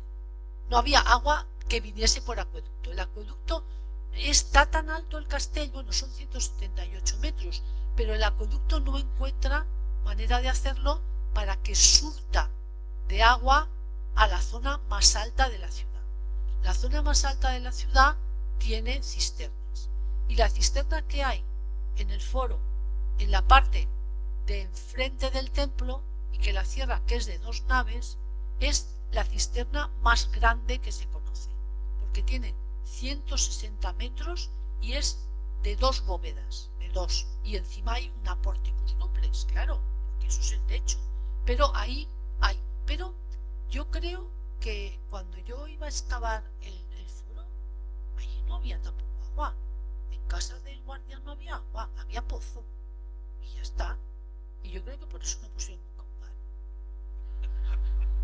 No hay agua, no hay agua, no, allí hay pozo. Pero porque a veces le pedíamos agua y eso, ya la coge, pero del pozo. Y el pozo caía a la cisterna romana. Yo bajaba a la cisterna romana con una zodia, bueno, con una barquita en chafle. Pero es que es fantástica, es una cisterna maravillosa. Y es además en la plaza pavimentada del foro, que era toda de losas, que hay esa inscripción, Tactade de Nevio, Baemio, Gemino, esto por testamento, bla, bla, bla. Entonces resulta que hay unos canalillos por el borde que están hechos con muchísima inteligencia, porque los que recogen la primera agua están inclinados hacia afuera, hacia la parte, digamos, de donde abajo está el teatro, ¿no? Entonces eso es que las aguas sucias, las primeras de la lluvia que lavan los tejados y tal, son para tirar, pero las segundas aguas ponen una compuerta para aquellas y vierten a la cisterna. Y claro, no digo que no tenga alguna cosa la cisterna, como os he explicado, que beber agua era un riesgo, pero en definitiva cantidad de agua había, incluso a lo mejor había alguna fuente por allí, pero de la cisterna. Entonces eso es lo que... Muchas gracias. Bueno, Carmen, creo que no hay más palabras. Muchas gracias, creo que hemos acabado ya por hoy.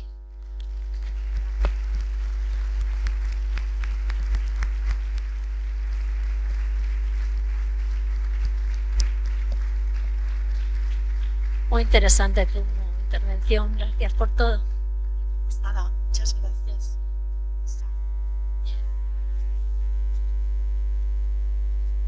Ah, sí, mira. La de Nautilus.